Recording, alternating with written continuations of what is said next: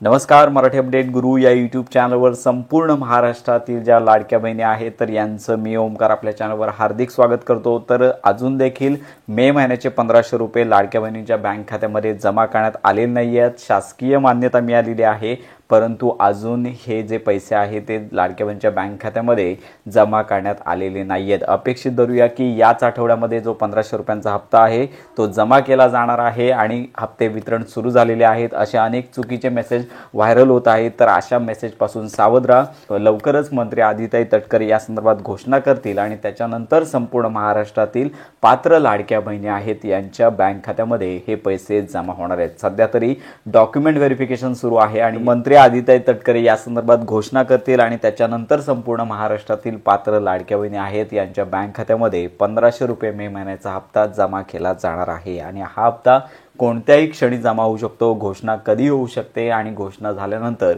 संपूर्ण माहिती आपल्या चॅनलवर दिली जाणार आहे. तर ही महत्त्वाची माहिती इतरांपर्यंत नक्की शेअर करा. योजनांसंदर्भात खात्रीशीर अपडेट करता आपल्या चॅनलच्या कनेक्टमध्ये राहा.